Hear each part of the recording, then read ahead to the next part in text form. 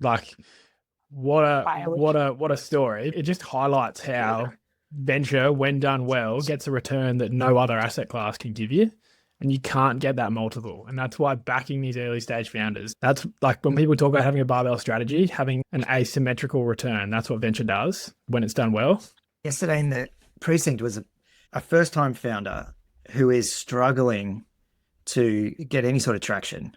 And all of the conversations there about the product. The product does this. I've added this feature. It's this. It's smart X, Y, Z. Versus conversation with Vu Tran, who's had an idea, and the entire conversation is about go to market. How am I going to get customers? And we saw Andrew Barnes too, and that's where they're fixated more so than the product. Whereas a first time founder would probably come into that and go, I'm going to build out all this AI tooling. I'm going to be predictive this and predictive that. No. Build a great business. Where I think the technical skill set comes in. Well, yeah, it's super easy for me to build something and on the front end and go, here's what I want, here's the interactions, here's how I want it to look and feel. But deploying it and making sure that your data is in a safe and secure environment, that the two-factor authentication is working perfectly, all of those things I think is where technical ability is more important. It's called a knobsticle, a person who consistently gets in the way, either through incompetence, arrogance, or unhelpful behavior, and makes a situation more difficult than they need to be. Knobsticle. How are we? Sore.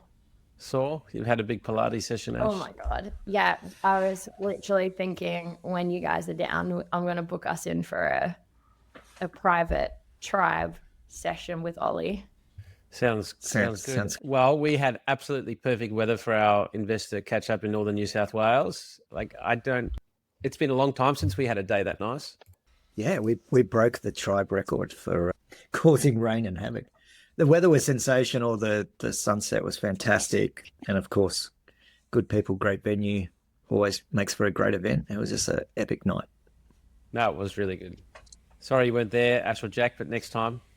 Definitely have to get you up for the next one. Yeah, I was jealous. And then yesterday, I had the first pre-mission workshop with the UK delegates because scarily, it's only about 8-9 days until we get on planes and start going. It's not this weekend, next weekend. But they're a good crew. It's going to be a fun trip. Some different types of companies in the mix this time. Yeah, looking forward to it. Yeah. And then when we get back, we have Tropical Innovation Festival up in Cairns, which looks like it's going to be another awesome event. Anybody thinking about heading up there, we'd highly recommend it. A bit of sun and warmth in the middle of winter. And then the following week, we've got an event at Mick Dempsey's property in the Tallabudja Valley with Lauren Hall from Ivy. And so I'm really looking forward to that. The final preparations are heading there. Yeah, that should be awesome. I've heard Lauren talk before, so I like her style and the energy she brings. Looks like a really good event. I think the technical Australian term is not here to spiders, I think is... That's the vibe. That's the vibe. But yeah, 20 countries, I think 30,000 users. She's built a great business.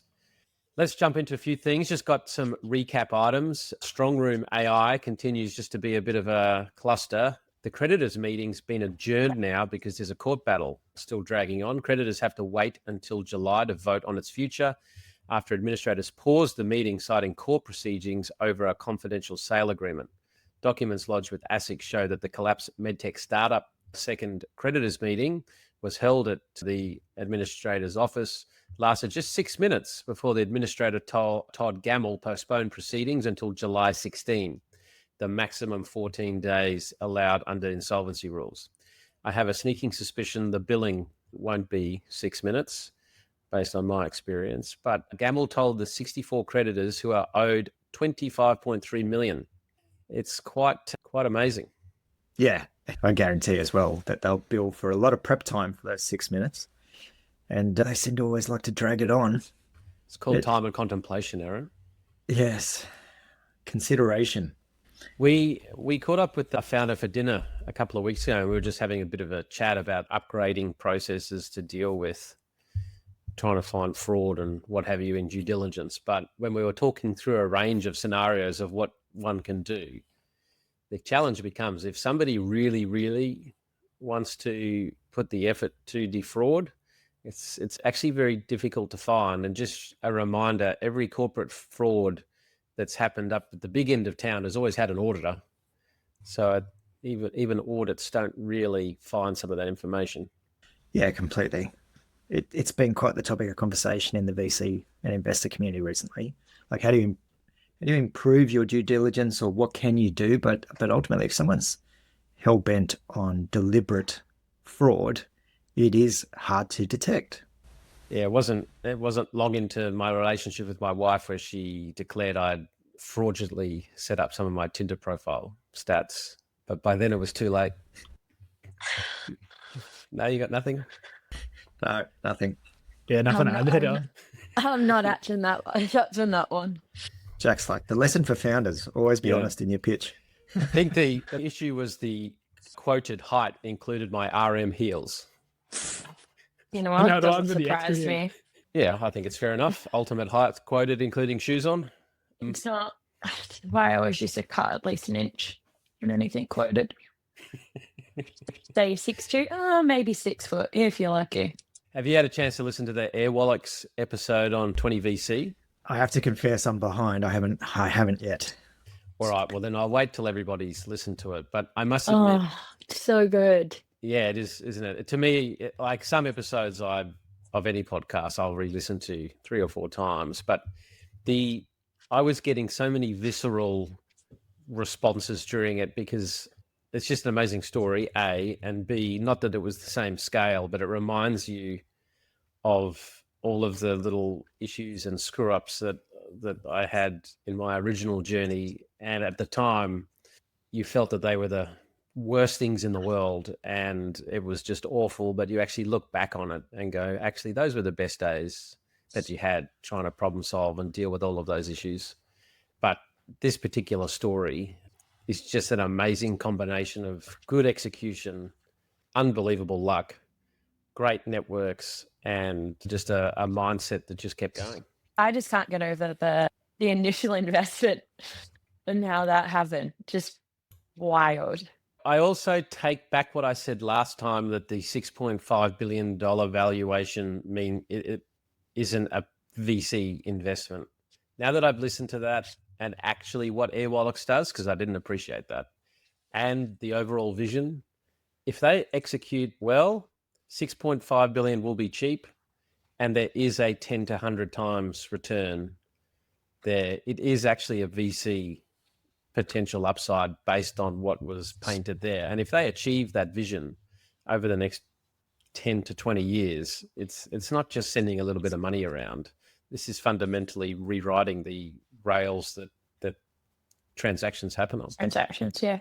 Don, I have a question. So on that statement, you said there is a VC return to be had, yet the time horizon you anticipate that return to be had in doesn't fit nicely into the time horizon of a fund. So do you it does. anticipate... A fund's 10 to 12 years. Yeah, but you're saying 10 to 20 years. I guess when I talk about, in my mind, the 10 to 20, like in 10 years, I can still see a VC return of a 6.5 billion turning into 60, 70, 80, even 100, if they execute well. I'm not saying that they will. I'm just saying that for their ambition, the global size, and then what we've seen places like Stripe and others do, I can see a VC return. The 10 years horizon to me would align with it 10 to 15 times. Hold on to another 10 years.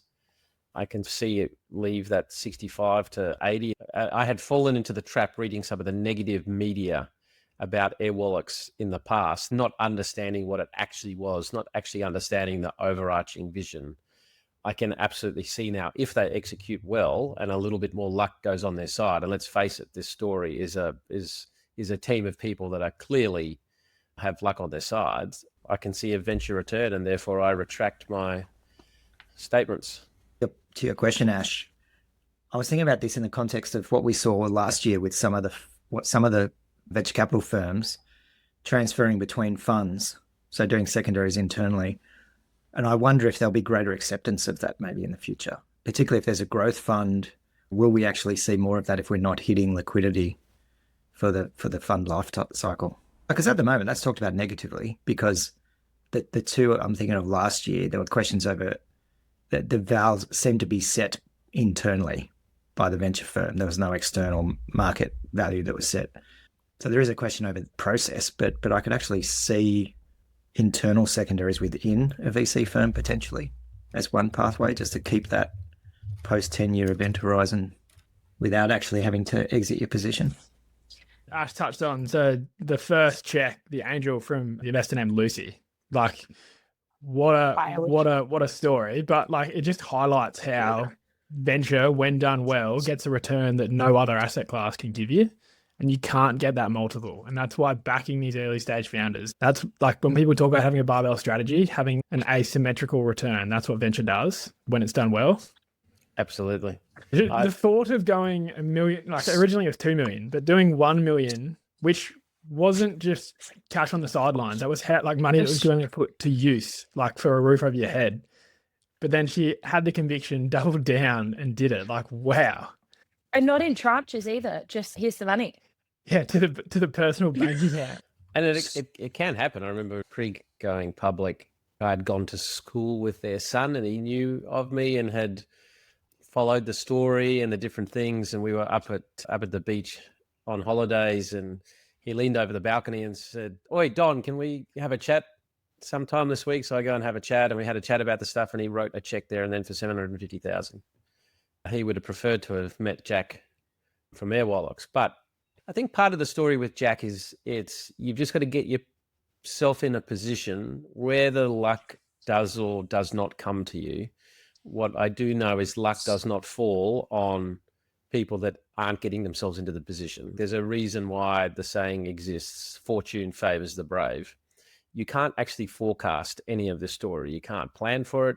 You just have to be in it. You have to be passionate. You have to be giving it your best shot. And one of the weird things of this particular simulation by whoever set the prompt on the world that we live in is that some people get lucky and some don't, but it's only those that are at the grindstone that make it. Yeah, I totally agree. And that's a whole episode in itself. The ability, I think it's just putting in all that effort and being diligent in the shit times, because then you have the practice and skill set, the competency that when luck does fall, you can capitalize on it.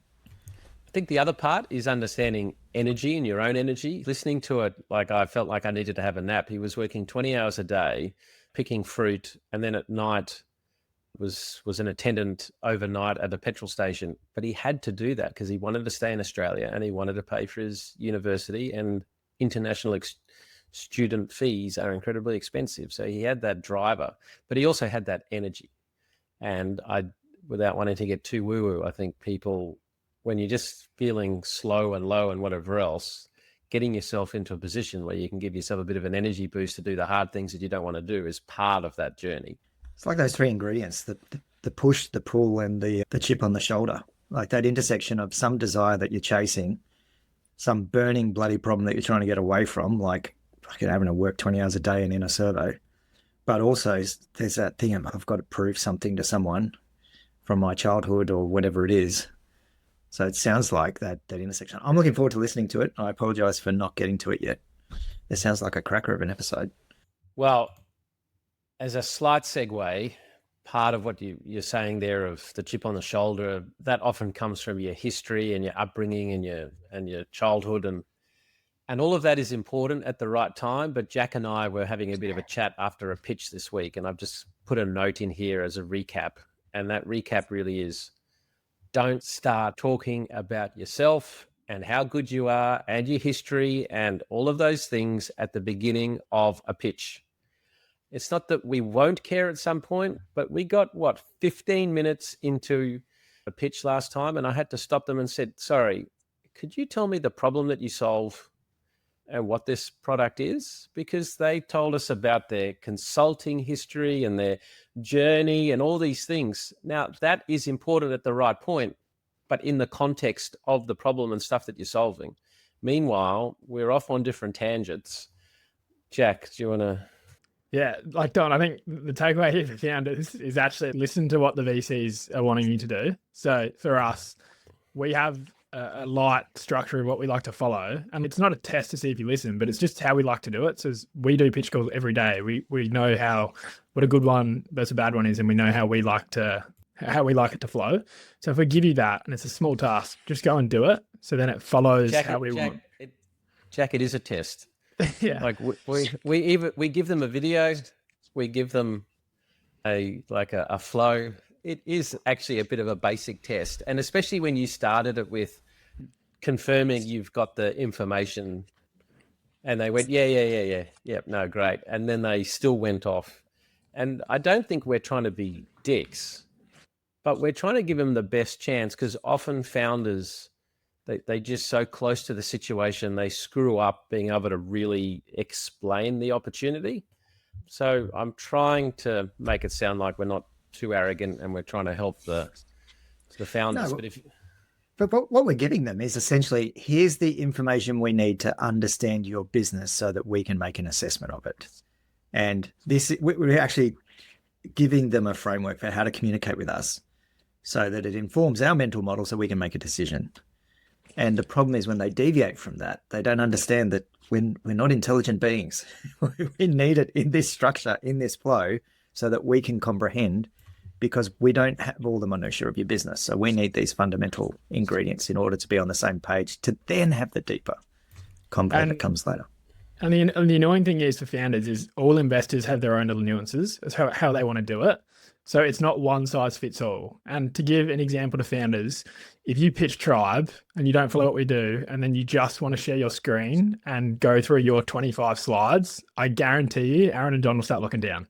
Like, I guarantee you, and that means you've lost their concentration. So it sucks. It's annoying because everyone wants their own little way, but you've got to do it if you want to give yourself the best chance of going through. I'm too busy trying to get Ash's tasks complete on time, right? I've got a lot of stuff on my plate. This is not the direction of where I thought you were taking this conversation, Dom, when you started with childhood, history. I was like, oh God, are we going to the hinterlands again? No.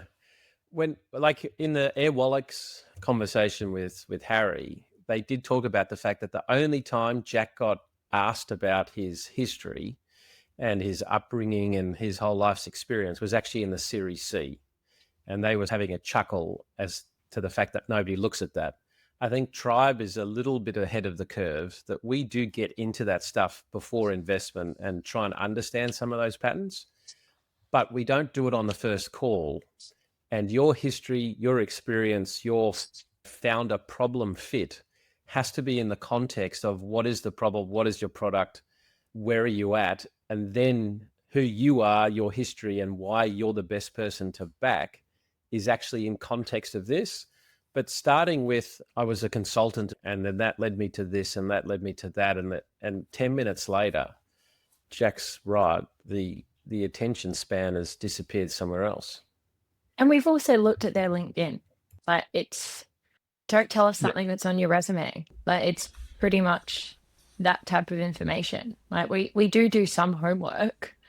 And our piece on the founder, like getting to know the individual, isn't from how they pitch themselves. It's through mechanisms like our growth summit, our missions, different events, like getting to really know how people perform under stress, or when they're tired or cranky or frustrated. But I do find myself, I just struggle to assimilate the knowledge when they, and especially one of my bugbears is you ask a question, but then the response is, well, can I just finish my deck? Can I just take you through the slides and we'll talk? Because it'll probably answer all of that. Yes, but if you actually answer me in the moment, I will reduce my mental calorie count and pay more attention to the other things, and therefore more likely to be more engaged later. Now, Duncan's come up to unpack a few bits and pieces, and he's now setting up in the middle of a construction zone. Otherwise known as your office. Welcome. So just hold on one second. Emergency exits back through that door. Bathroom, fridge, everything's available. We'll finish up here and jump into it. Poor old, you should see Duncan's currently set up in the middle of chainsaw, lubricant, nose spray. It's a random desk that he's sitting at. You might want to define the lubricant Don. Chainsaw. Next. I said I think it was chainsaw. chainsaw lubricant, not chainsaw plumber well, lubricant. there was a bit too much of a pause there, and then there was. It's a typical morning with Don. I understand, but Oh dear. All right, let's keep moving. So, Chris Gillings of Cut Through Venture, I saw a post last night. He had released some latest analysis from Cut Through Venture, explores another angle of startup fundraising in the current climate, how old startups are at each funding stage in Australia. There are some clear signals in the data. Speed, stage, timing has remained remarkably steady, suggesting that the early stage engine kept running through the downturn. But Series B and C were clogged over the last 2 years as investors pulled back, raised the bar, or delayed capital deployment. So I'll pull up some of the charts because I think it's quite interesting. Did you have a look at these? So what it's saying is that pre-COVID, or just coming into COVID as an example, Don, this can you is just expand it? So if you press the little, yeah. so pre-COVID or early COVID at seed stage, on average, the company was 2.8 years old, and that didn't really change all of that much. Although now it has dropped in Q25, it has dropped to 2.6 years. It did hit a high of 3 years in 24. I think the big change was more at the Series B level, where it went from 5.9 years all the way up to 7.4 in 24. And then now it's dropped back to 5.8 years is the average age of a company that's getting to Series B. And it's a bit hard to see down the bottom, but the highest percentage of companies is between 4 to 6 years, and then some of the outlier years make it a little older. Series A, 4.6 years, early stage pre-COVID, hit a high of 5.5 years in the more difficult times of 23, and that's now come back to 4.8 years. And so what Chris is saying is, for founders, it means you can move faster if you have strong traction and a clear story. But this isn't 2021. You still need capital discipline, genuine customer pull, and clarity on how to scale. Yeah, great work, Chris. I love the data and pulling that together. And this is in alignment with what we've been seeing. I think this makes total sense to me in terms of, you look at the Series A lag being essentially 18 months to 2 years after the 22 cycle boom, and Series B being more like 2 years, 2.5. But his last line is absolutely spot on. Like, you still need capital discipline. I think that's something founders aren't taught enough in different programs that I see in the early stage. Genuine customer pull and clarity on how to scale, like that last piece. Bloody hard. And that's where we really focus on the work you do, Don, is that clarity on how to scale. Well, as it was an actual proper chart, it genuinely deserved to live somewhere in the sequence rather than being relegated to Sharts. So thank you, Chris, for that information. Now, I even liked them, Chris. Thank you. you even like them. Oh, really good. That's a Well, hard as we bar. get to, It's a high bar, Don. You've got some work to do. but as we'll get to later, Ash, as I shared during the week, someone from our AFSL holder, I will keep them anonymous just so we don't embarrass them that they're a listener. Essentially, the way I read it was that we wouldn't be able to hold an AFSL if we didn't keep the charts. Yeah, the charts but he coming. didn't mention I had to be in attendance. I love how you framed that, Don. We I all took see away what pain that you hear what we can do want. it. Exactly. I can be pardoned. Well, Aaron, you found this next bit. Brad Feld put out I think you found this from a blog or something. Do you want to explain who Brad Feld is and what they are? Yeah, so Brad Feld, one of the OGs of VC, co-founder of Techstars in the US, one of the most active VCs, particularly backing on the back of an accelerator fund. And he's literally written the book, now multiple books, on how to build startup communities globally. So his impact on building out ecosystems, particularly in smaller, like non-Silicon Valley locations, is just phenomenal. So I've known Brad a while, and he's had a tendency to come really alive and post a lot and then go quite quiet, but he's back in the alive mode, which is awesome. And he dropped these little nuggets in a newsletter just the other day, which really, and it came on the back of, he was hanging out with a group of VCs, and Chatham House rules can't talk about what they spoke about, but just gave these 5 takeaways. And they just resonated for me. So first of all, venture is not the same as asset management. And his comment here is, the game has drifted from backing outlier founders to chasing assets under management. A painful reset might be needed before things get healthy again. I would say we've seen this, right? Like funds absolutely. chasing fun. The next one I loved, build a firm you enjoy, not one optimized for market cycles. Sovereign wealth and busted endowments will keep distorting VC until liquidity dries up. Best to play your own game. Yep, I like it. I think we're living it. I think everything, build a firm you enjoy. That's the key. Well, like we talk, who are we chatting to, Don? If you don't enjoy this game, like, man, you are in for a painful life. It was that Adrian DeMarco event. That's right. Yeah, that's right. Yeah, it was essentially saying, should you have allocation to private markets and VC because of the illiquidity and premium? Yes. Should you go down the path of trying to find your own deals, support your own deals and exit them? No. Yeah. Absurdism as an antidote. Life is inherently absurd, so stop optimizing for status. Just be here now with people you actually like. I just love this. There's so much to be said on this. If we were optimizing for status, this podcast would run a little differently. I hadn't thought of it that way. Yeah, but this is the build your firm you enjoy, right, Don? You gotta hold them up true. against each other. His next one was beware the grin fuckers. Never tell people That's a what new they one. It's a new one. I've Grin adopted fucker. this though. The grin fuckers. Never tell people what they want to hear just to gain. The long game is living in alignment with your own beliefs. And it leads into his last one. Stop passively avoiding. If something's broken, confront it quickly. Avoidance only prolongs the pain. I'm reminded of that every episode because of my tooth continuing to stick out and I haven't done anything about it. Oh, but how true is that last one? Like when you're a founder and you've got so much to do, it's so easy to be busy. Meanwhile, you're waking up at 3 a.m. for that big bloody thing that you have not fixed. And you just have to confront that quickly because as you grow, you just get more problems. The reward of growth is more problems. So you've got to get very good at solving them fast. Yeah, agreed. No, those are good. What's the lesson for founders, Jack? I think it's just that last one. And I think Adrian's a big believer in that. He's always speaking like, what's the role of the VC and the role of the founder? And like for the founders, don't stick your head in the sand. You've got to put your hand up and ask for help. So yeah, that's the biggest takeaway. Oh, at the end of the newsletter, he thanked the other investors he was with. And he said, very grateful for your time and most importantly, your candor. I find it hard to get real answers from most general partners today. So most VC managers. Too much incentive to bullshit. I totally agree with that too. Yeah, that's good. I like it. Well, segueing a little bit, VCs back ideas, and depending on the type of mandate you have, you back early ideas or stuff at more growth stage. But AI in this world is actually going to make ideas even cheaper and even easier.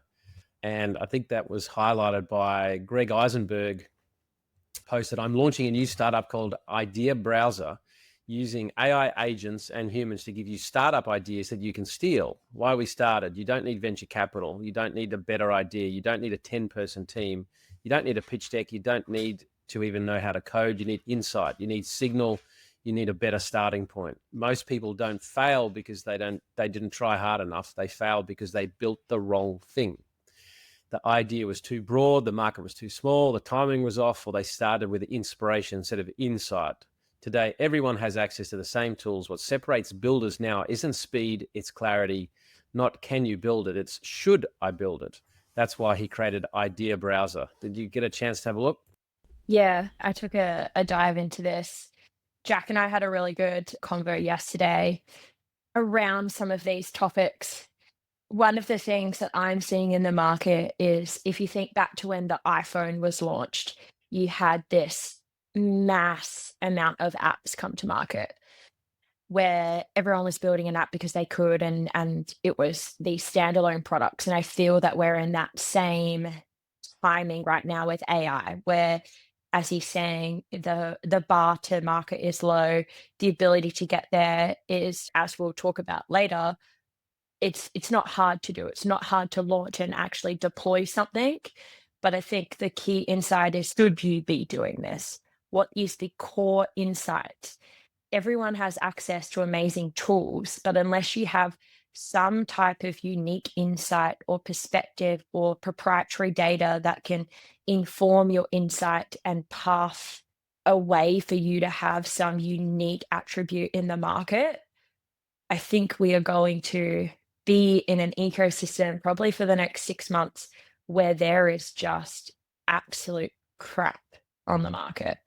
And it's going to take people a lot of time to figure out what tools are good, what aren't, which I actually think is going to hurt the AI adoption curve, because people who have less understanding and less insight on what makes a tool good or what makes an AI stack right for them to leverage are going to try all these tools, and then they're going to find that they're not actually giving them any leverage, and then go, this is too hard, and put it down. The key question is, should you, and what is your unique insight that makes this something that should be on the market? Those are the things I continually coming back to. Jack, this is back to our conversation yesterday, right? Yeah, totally agree, Ash. And then the only other one to add there is it's going to be a slog. So if you're going to play the long game, make sure you love it. Yeah. I think 99% of founders, well, maybe a high percentage of founders have the love it, but 99% of founders, in my experience, build something that nobody gives a shit about except for them. So they really love it and they think the world needs it. It just turns out that that's the bit that's wrong. I'm hoping that this era of generative AI and the ability to spin up code so quick just helps founders with that lesson, that it was never about the product itself. It's about the ability to actually build a business. But so many founders, particularly technical founders, fixate on building the product as a priority over building the business. And I'm hoping, given this just like democratizes and commoditizes that entire process, build something you realize no one wants it very much faster. Yeah, go to markets where it's at. That's why we've got our little go to market tool, and why we spend the majority of time understanding the problem, the product, the go to market, lead channels, sales conversion, and then finally you. Do you want to break that down a little bit more? Because I think the last few episodes we've spent more time on what tools you can use to build and building things quickly and able to fail fast. But well, I'm reminded of break down what that means around building a business, go to market. Well, that's a long convo, but I was in the precinct with Aaron, and hopefully we're negotiating a path in there, and we're sitting there working, and I saw Vu Tran walking. So I ran up and grabbed him, and we had a really good chat, and we were having a chat about a particular sector, but it wasn't about the product or whatever. It was really about go to market. And he had been talking with another entrepreneur, and he was like, the types of businesses they want to acquire are probably the types of business owned by boomers that don't have a lot of tech presence. So go and find the very last copy of the yellow pages and go to the section of the businesses that you're trying to find. Go and scrape all of that, digitize it, do an outbound program to those businesses, and find businesses that aren't on the market yet. What we were having a conversation about was a smart go-to-market strategy of how to find these businesses, what some differentiated strategies would be to be able to beat competitors. That's really when we're I guess evaluating entrepreneurs, it's all that go-to-market stuff that we're actually trying to evaluate. What we really look at is the machine, so to speak, the ability to generate leads, the ability to convert those leads, the ability to deliver. That whole go-to-market chain, has that started to be turned into machine? Because that's really where we want to play. Playing with entrepreneurs to see if they can work that out. That's my definition more of seed. A true Series A, for where I think we play, is you've started to work that out. You can demonstrate some scale to lead gen. You can demonstrate some scale outside of yourself in sales conversion. That's what we really anchor on. And then, just to add to that, Don, I think for B2B companies in particular, like at the heart of every great B2B technology business is a sales and marketing engine that's repeatable, reliable, and efficient. Like it's that go-to-market piece, and it actually may not be the best product on the market, but they've built this sales and marketing engine, this scalable sales motion that gets them from the 0 to 100 million ARR. I think that Absolutely. Yesterday in the precinct was on the one case, we had a first-time founder who is struggling to get any sort of traction. and is attending all the events, trying to learn all the things and network everywhere and hustle, but getting nowhere. And all of the conversations there about the product. The product does this. I've added this feature. It's this. It's smart X, Y, Z. Versus conversation with Vu Tran, who's had an idea, and the entire conversation is about go-to-market. How am I going to get customers? And we saw Andrew Barnes too, and our latest deal with the boys. It's all about the go-to-market. That's where they're fixated, more so than the product. Whereas a first-time founder would probably come into that and go, I'm going to build out all this AI tooling. I'm going to be predictive this and predictive that. No. Build a great business. And just on that, Aaron, I think speaking about distribution, but really what they're going after is they can lock down the distribution. So when you look at product, that's a point in time today, but product's always going to evolve. But when there is a genuine land grab to lock down distribution, like there's this window of opportunity. And that's why that is so compelling right now. And the product, like the product's an MVP, it's going to evolve. We're backing that they can build this into a category winner. But really it's like you're looking at the distribution and saying, hey, there's a genuine window here to win. Yeah, who will own the customer? Yep. Yeah, and they've got a demonstrated ability via Go One. I'd never met Andrew before. It was great having a chat. And he's a good human. Absolutely. And avid listener to the podcast. So, hey, Bunzy. That we won't hold against him, but we appreciate the patronage. And then Dan Gavel from Black Sheep was in the precinct as well. We had a good little chat and compared notes of a few things. And he'll be at TIFF as well. Yeah, he'll be up there. He's always an avid supporter of Tara and the crew. So looking forward to it. I want to spend more time with Dan. Very much like us, just says it as it is. I did kind like of a his bit jaded. Yeah, I did like his idea of I've never heard my phone ring, I don't pick it up. Yeah, and I cap the number of meetings a day because I don't have time for that shit. I've got to get work done. Well, to me, it's all about go-to-market. It's all about execution. Ideas are going to come from everywhere. And so last week, I set a little bit of a task to start experimenting and sharing some of those experiments with listeners, and then hoping the listeners then message in of what they've done. We did have a little bit of a slow uptake trying to work out the right tools, but did anybody build anything? Yes. Okay. Yes. Start with Ash, then Aaron, then Jack. Why are we starting with me? A for Ash. Nah, I'm fixing a bug. You don't have to do a full. We don't have time today to do full. This is like a part of the journey. You can demo next week. Today's Can we please demo next week? Because I think it'll be quite funny. Yeah. Jax needs to be, I think, just an ultimate reveal next week. I think we can explain to us what you're doing though, Ash. Oh, okay. So I've used a couple of different apps now. So I've tried Lovable, Bolt, Replit, and V0. All I like for different reasons. The task for Tribe was to build something in Replit. That way we all had the same tool. The I have built is essentially an AI subscription tracker because I am losing track of all the different subscriptions I have, when my free trial is going to end, when I need to cancel it. And then hopefully they send me a coupon to my email, all of those good theories. And so I so need that because I'm still dealing with the consequence. I lost track of all of my subscriptions, so I went bugger it. So I said my card had been stolen. That was like my reset point. I just went, my card's been stolen, so I had to go back. Yeah. So it's very basic UI. So you can just upload a screenshot of what it is, but you can also just add it manually, where you can just in here. So I can put, GPT plus, put it in, and then it'll log it. And then essentially it'll give me a push notification when the subscription is about to come up. Either it's going to be renewed, do you still want it? And then that's just a prompt. I haven't integrated it on the back end to also be able to cancel the subscriptions because I didn't want to bother with the 2-factor verification. Then the other one, which I've spent probably a bit more time on, is I built a CRM because I didn't want to pay for one. So essentially here I've gone through and I've said, here is exactly what I'm looking for. This is what I want the dashboard to look like.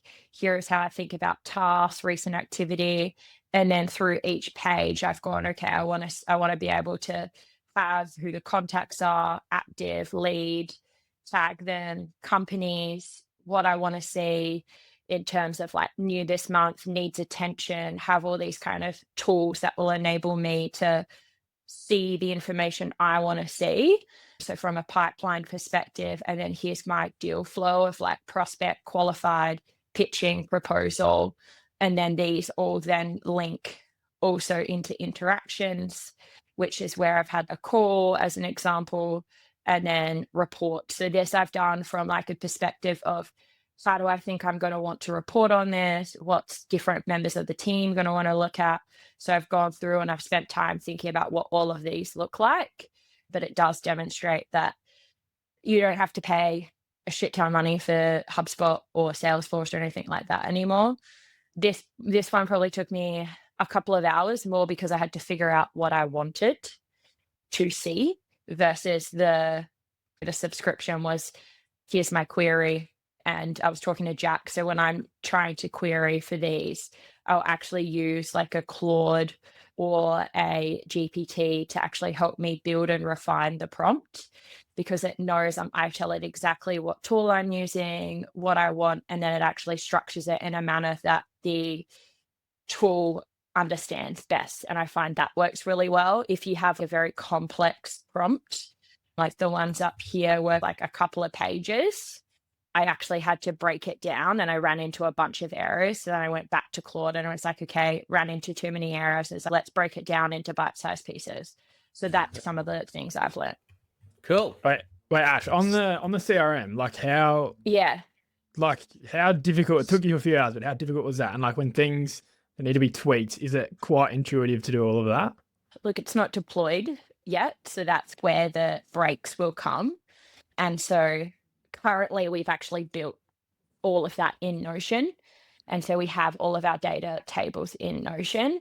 And the reason we pitch that is because Notion AI is like up and to the right in terms of capability. And so we actually think just a lightweight GUI on top will be enough in the future.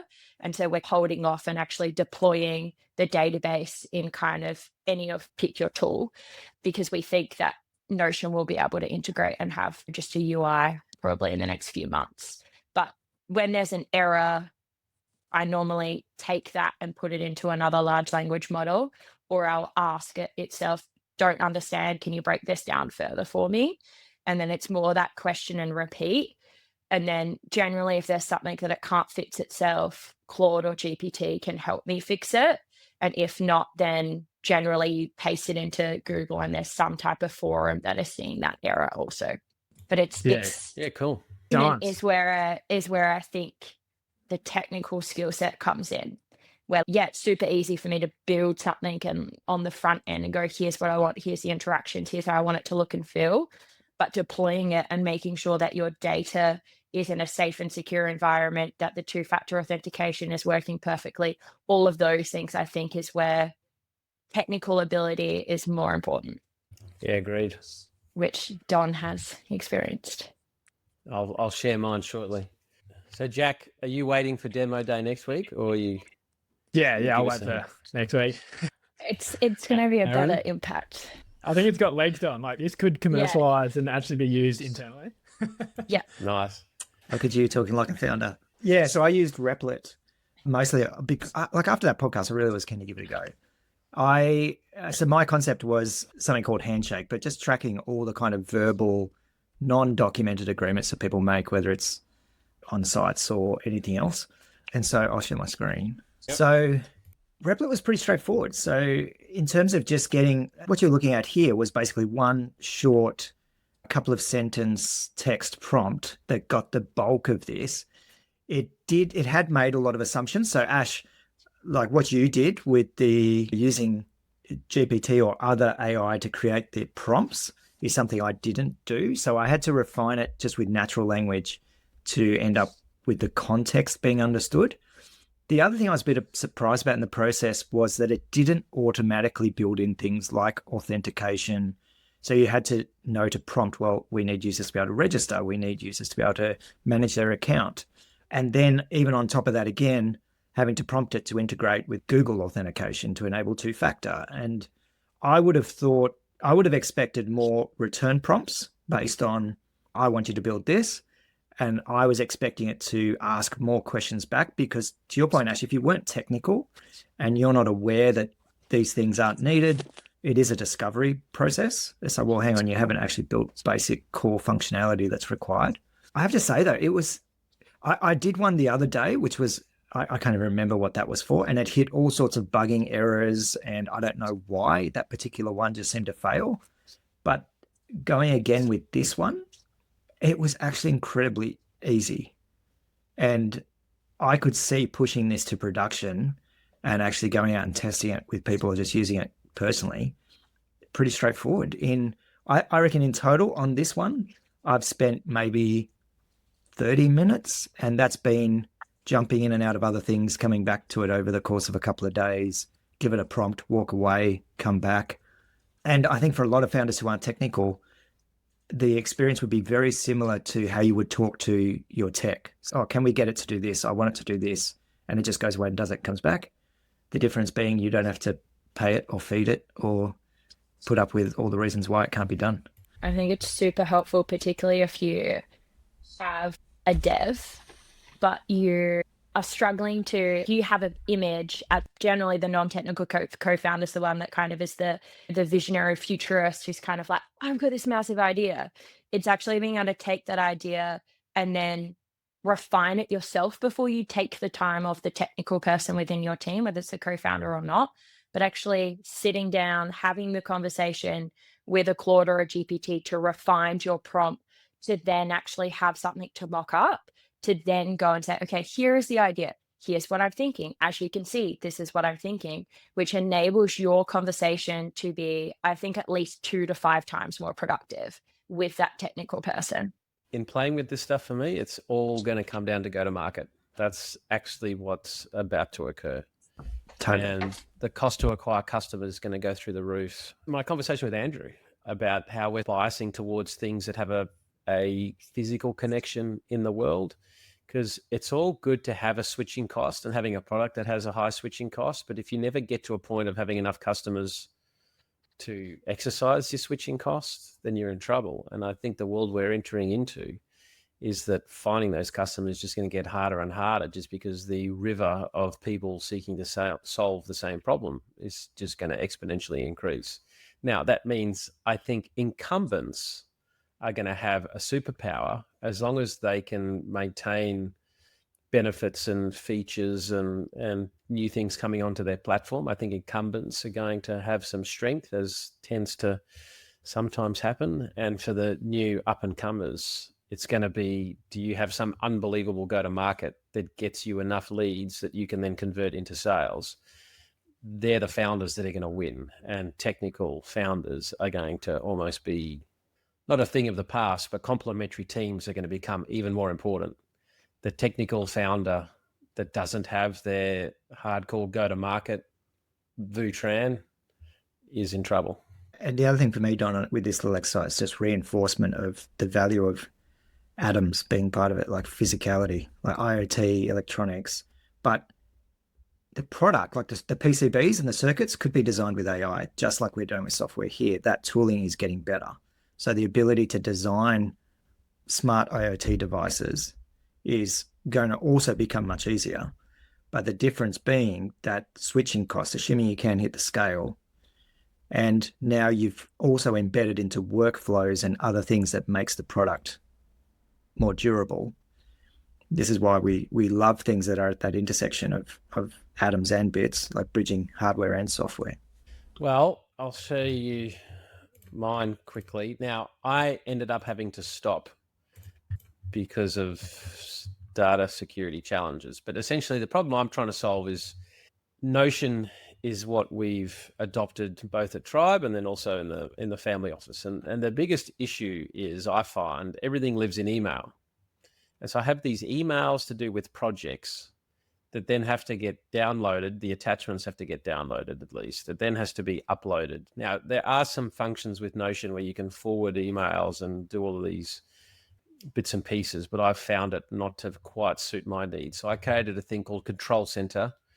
And so the idea is that it brings us all of my emails in. Now, that's where I had to stop, because I've got multiple entities with multiple emails, And I don't have anywhere near the skills to even understand the data security side. So even using my personal email, after a while, I got a little bit nervous. But the idea was I then integrated and learned how to use a API key and connected OpenAI, into it. So then I could tell it, okay, we're building a block of units at Hayes Inlet, Clontarf.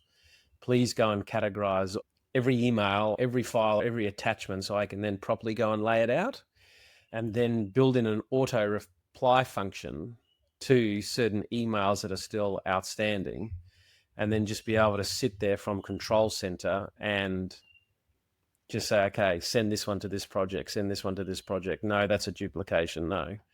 And then I thought, and I fell into the trap because it was easy, I then added task management. And so I've got the ability to have new categories and then be able to break the tasks down, have the ability to just filter by attachments, because especially on some of the construction side, the version control around attachments, especially when there's lots of consultants, that's always a problem.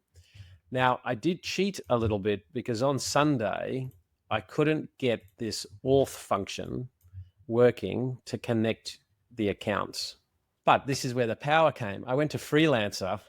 I found an $8 an hour programmer in Pakistan who was able to talk me through and explain, because I couldn't, ChatGPT was like confusing me as well. And so very quickly on the weekend, I was able to take that Replit bit and then just find someone internationally that could help me do those parts and be able to plug that in, because I certainly wasn't going to go and disturb Duncan or anybody else at 4 o'clock in the morning on Sunday. And so that was the other little reflection, that this is still a world right now where you can combine the entrepreneurial design and drive and then go and still find resources online cost effectively to help plug those gaps that you can't do yourself. But then what really scared me was, once I had this little developer that was just helping me, I then integrated a personal Gmail account that just had some old things on it. And I got him to do a test. So he created a username, I created a username.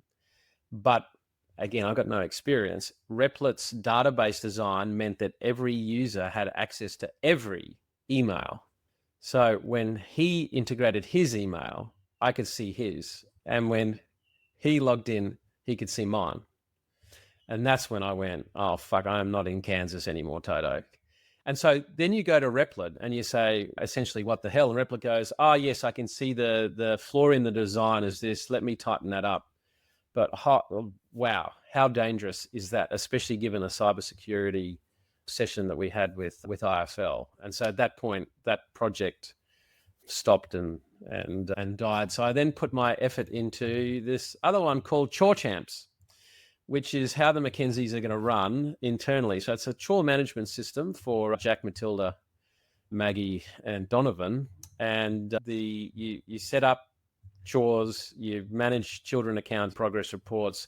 There's the login for the child view as well. So hi, Matilda. They can see what their points are.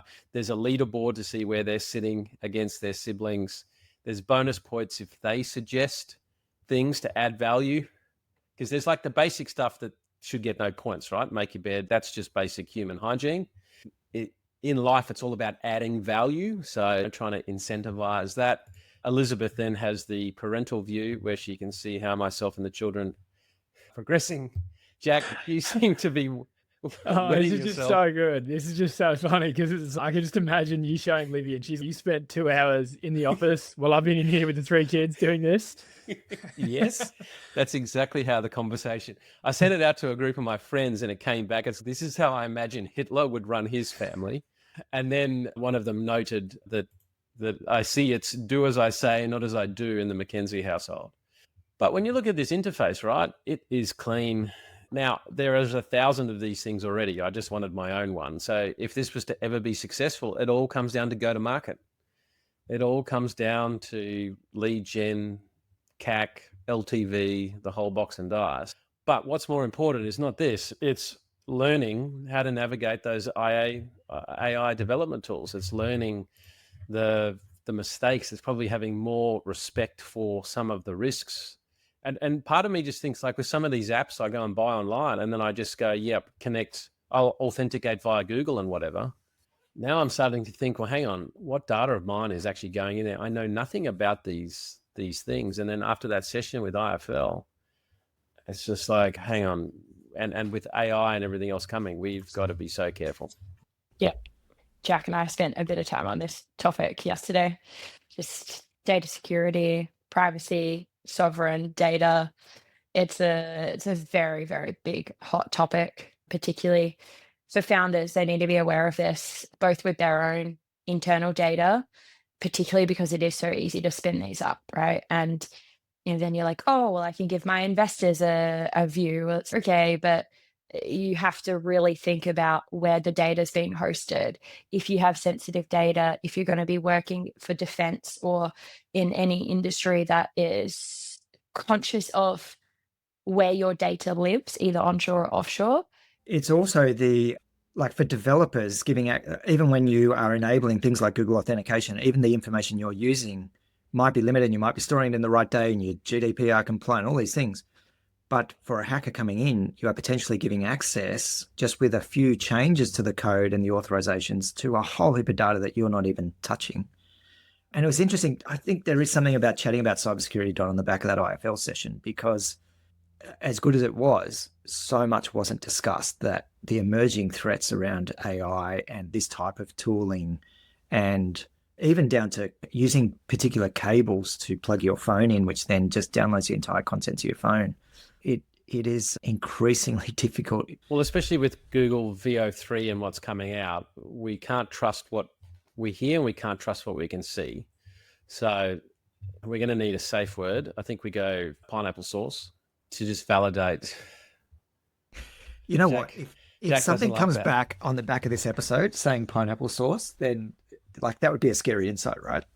What would you like your safe word to be, Jack? No, you just crack me up, Don. Well, you can't be orange because often people have used orange, but they keep using the word fruit, and I mean the color, and then it just gets complicated. So, all right. Well, poor Duncan's sitting here waiting, and I'm eating into that time. So we're gonna have to roll this up. But I have put together a couple of little things here. So this was like a little AI news thing. The challenge is that this is all AI generated, but the reality is, in the world that we live right now with Trump, you wouldn't actually know that. To ensure only the best words are used, White House speech announces new thesaurus with all synonyms replaced by Trump. In shocking speech, White House announces plan to replace all U.S. ambassadors with highly opinionated game show hosts for more entertaining diplomacy. The White House unveils Truth GPT, an AI that rewrites all social media posts globally to reflect undisputed facts tremendously. White House announces AI will now write all press briefings to ensure 100% factual incomprehensibility.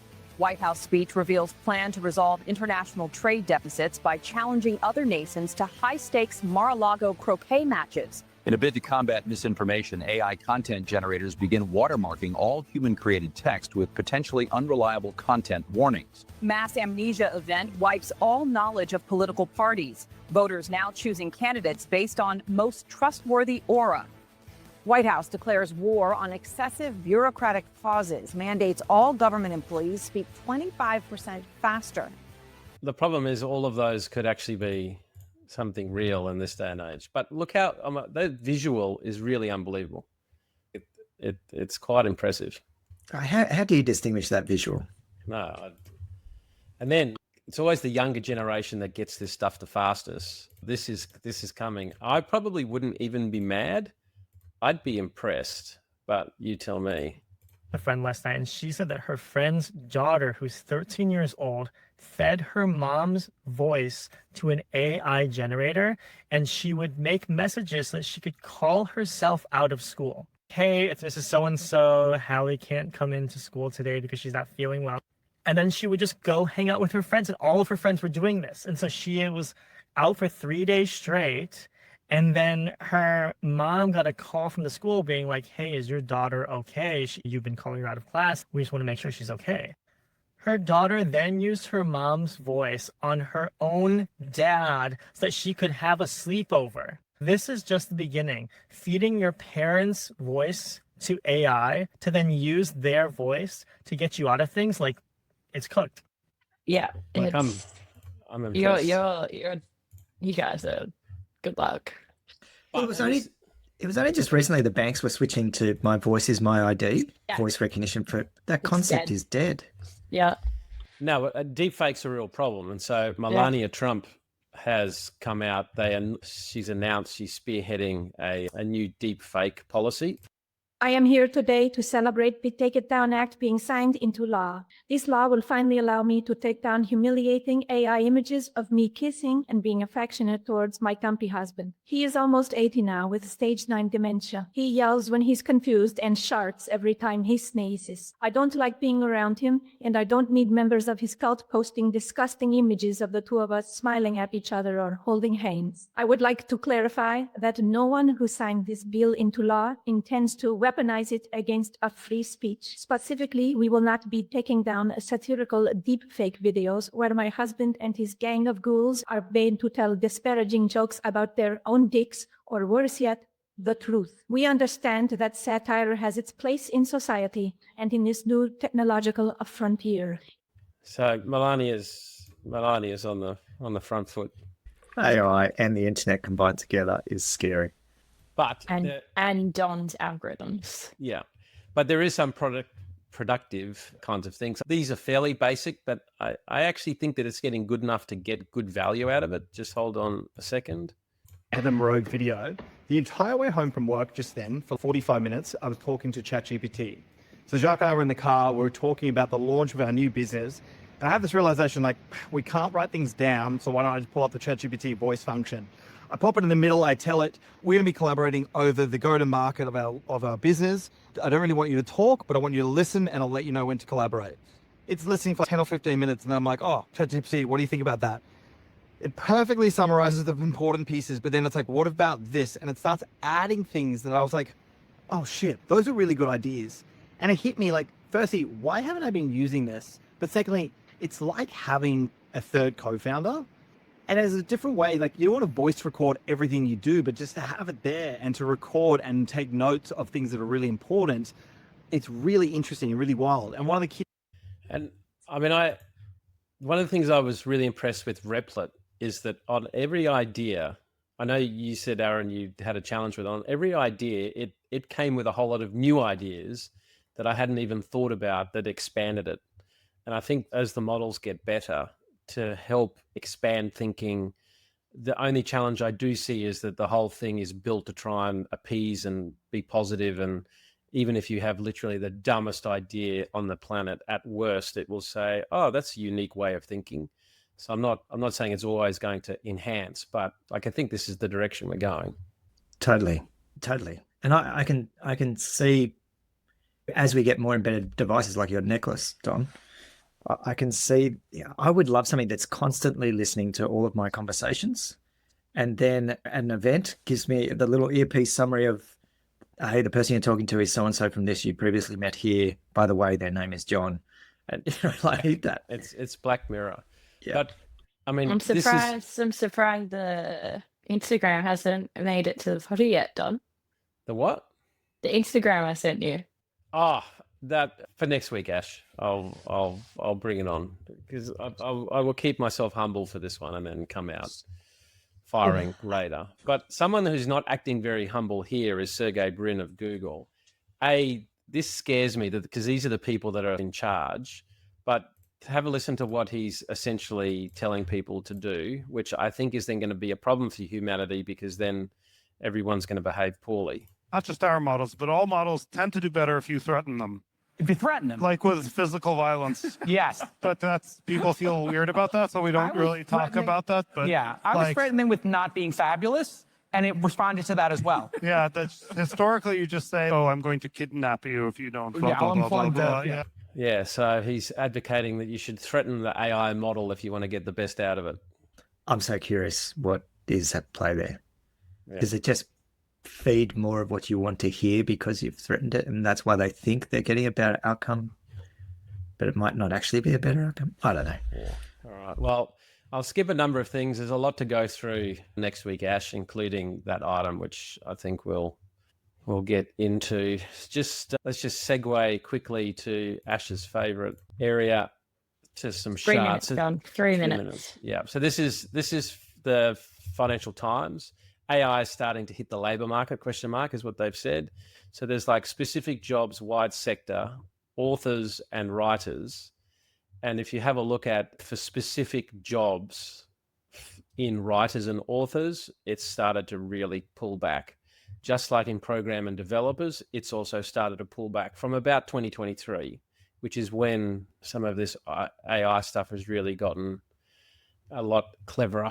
But this chart goes back to 2015, so well before COVID. And yes, there was a bit of a jump in COVID, but these sectors are well and truly pulling back. And part of it, and I saw a good sort of description the other day, is that humans are still required for messy type tasks where there's interconnection and things that you've got to go and do in multiple platforms. But if the chart that I've got up here is the evolution of AI models' task success rate by messiness. And so for the least messy tasks, it's been up and to the right. And there's a whole, what is the definition of a messy task? But a messy task is something that effectively lives in a single platform with a single prompt, and it can just get it done. Whereas down the bottom, starting at sort of 0% in 2022, it's moving up to the right for the messiest tasks. And that makes sense because things like OpenAI Operator, you can now get it to do things across multiple websites, and it's starting to get into messy tasks. Now, when that messiest gets up to the 100% level, that's where a lot of white collar professional jobs are in a lot of trouble.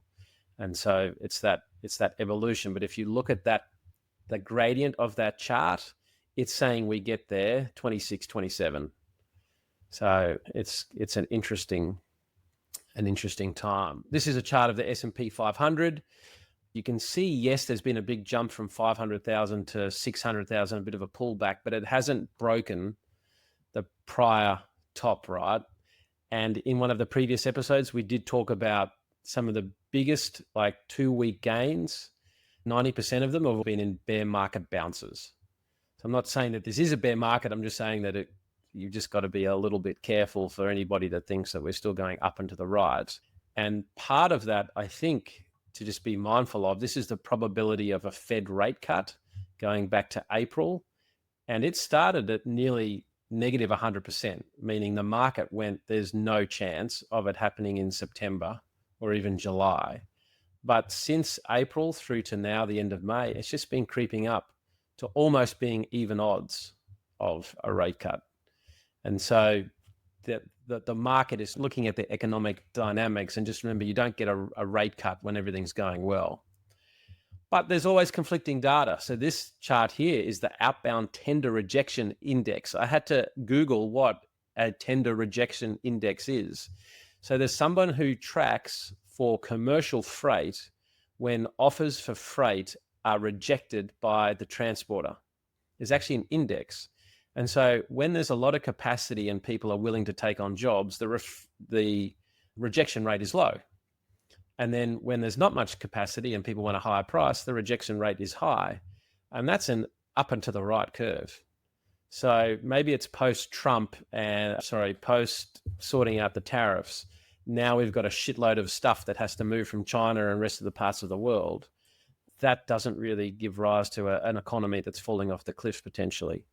But the 30-year yield, it still keeps going up and to the right. So short-term interest rates may well be falling, but the system is saying that we have a lot of inflation baked into this cake long-term.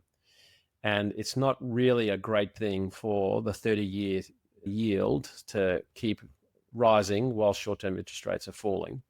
But if that's concerning retail investors, they're not showing it because we've just had the largest retail investor daily net purchase of US equities going back nearly 10 years. Now, when you look at this chart for people at home, post-COVID, we had a massive jump in just the average net purchases of people just getting more involved in the market. And so it has jumped a lot during COVID, but now we're well and truly above that. Like, it is a big number. So there's a lot of retail money plying in. This is just a little random one. If you're in France and you're listening, the French inflation, however, continues to go down well below the rest of the world. So the French are about to enter deflation territory, where a baguette, a frog leg, and raw mince is about to become cheaper than it was last year.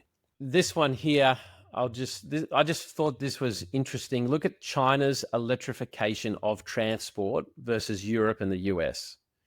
Even though it's coming off a small base, China has gone exponential compared to the US and Europe. Like, they are moving forward at a rapid rate. So we'll just end with some more serious stuff. So scientist number 1, let's name this spider long legs due to its long legs. Scientist number 2, yeah, not kinky enough. Okay, nobody seems to get that. It's clear from the Bible that Jesus actually drove a Honda, because it says in John 12:49, "For I do not speak of my own accord." So he drove the Honda, he just never spoke about it. Ash, your disdain is visible. The last one, there's a new word in the dictionary that I've found. It's called a knobstickle, a person who consistently gets in the way, either through incompetence, arrogance, or unhelpful behavior, and makes a situation more difficult than they need to be. Knobstickle. I like it. Very quickly, what are you looking forward to? I'm looking forward to the investor dinner tonight and then catching up with a well-known investor for lunch. Yeah, I'm really looking forward to that tonight. It's that's going to be epic. Been a long time coming, but an amazing group. No stocking fillers is the term. No stocking fillers. Can you say Good that? crew. Oh, I don't know. Can't I? You know what a stocking filler is? Someone that's just invited to make up numbers.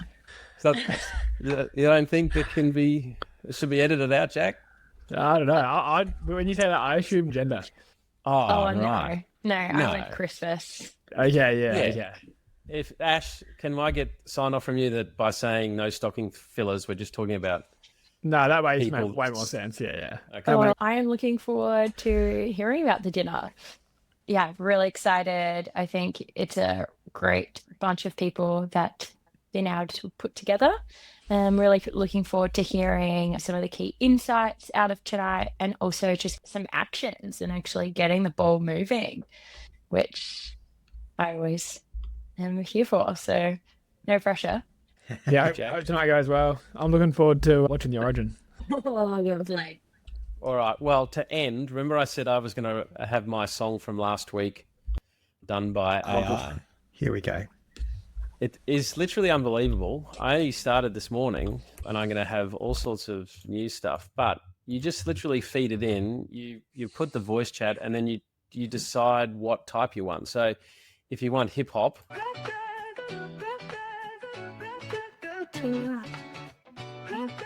Anyway, we don't have enough time.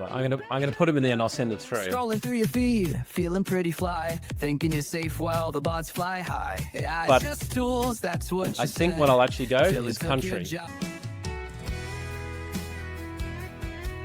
Like, there are some great vibes.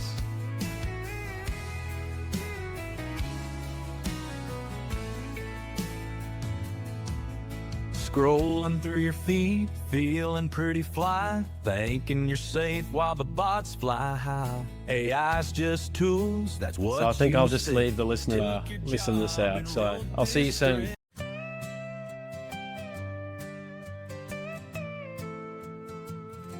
Scrolling through your feed, feeling pretty fly, thinking you're safe while the bots fly high. AI's just tools, that's what you said, till it took your job and wrote this thread.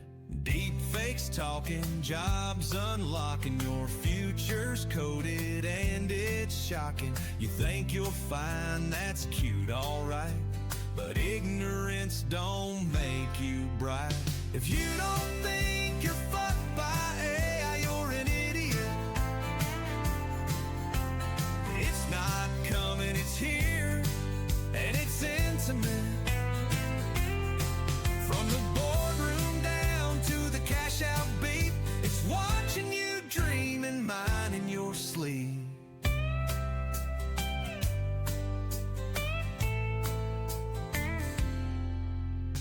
Told your kids just study hard, but ChatGPT just passed the bar. Artists scream and poets cry while Dolly paints a prettier sky. Automation's got no It just rips your script apart. You laugh now, but wait and see. Your boss just got replaced by me. If you don't think you're fucked by AI, you're an idiot.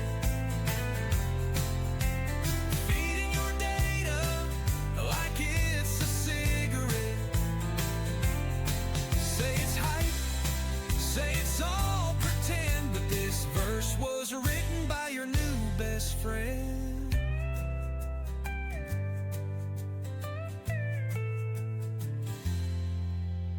Day breaks talking, jobs are locking, your future's colder, and it's shocking. You think you're fine, that's cute, alright, but ignorance don't make you bright. If you don't think you're fucked by AI, you're an idiot. Feeding your data like it's a cigarette. Say it's hype, say it's all pretend, but this verse was written by your new best friend.